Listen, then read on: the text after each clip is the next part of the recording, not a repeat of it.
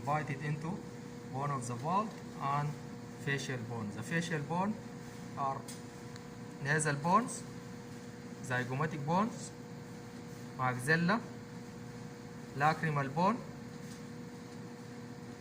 and this is the mandible. Bone of the vault, this is a frontal bone. These are parietal bones. This is a temporal bone. And posteriorly, this is the occipital bone. The base of the skull. The base of the skull. This is the sphenoid bone. This is the lesser wing of the sphenoid.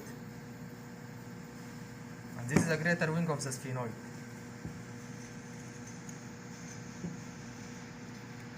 This is the body of the sphenoid. This is the sella turcica. The pituitary gland occupies the sella turcica. This is the occipital bone. This is the vitreous part of the temporal bone.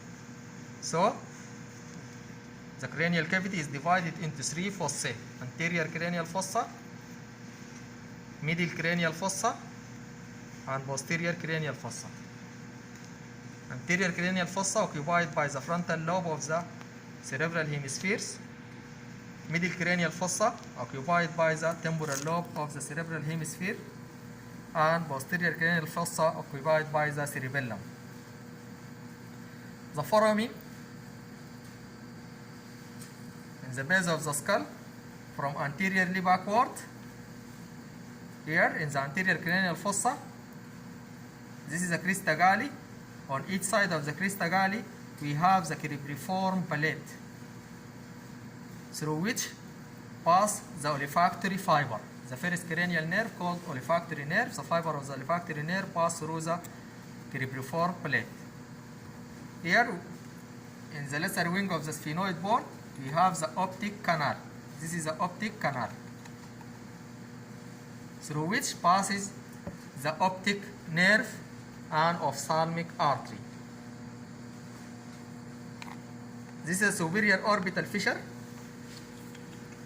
This is a superior orbital fissure. Appear from the orbit. This is a superior orbital fissure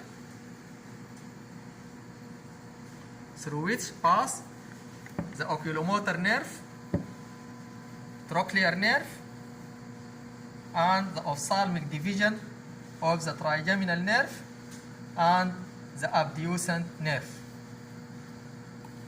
In the middle cranial fossa, we have from anteriorly, backward, and laterally foramen rotundum, foramen ovale, and foramen spinosum. Foramen rotundum for maxillary nerve, foramen ovale for mandibular nerve. These two nerves, maxillary nerve and mandibular nerve, are divisions of the trigeminal, the fifth cranial nerve. Posteriorly, the middle meningeal artery pass from the foramen spinosum. Medial to these three foramen, here we have the foramen lacerum.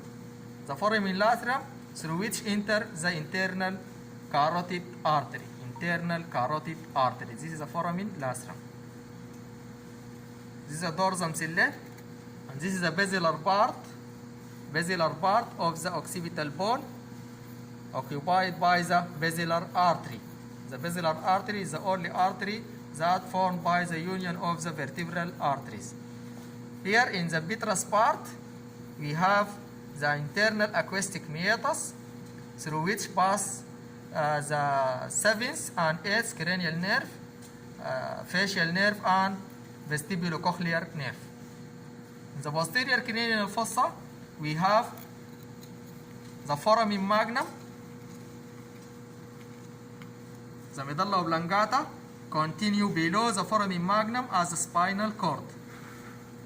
On each side of the foramen magnum, we have the hypoglossal canal. Hypoglossal canal for the hypoglossal nerve. Hypoglossal nerve.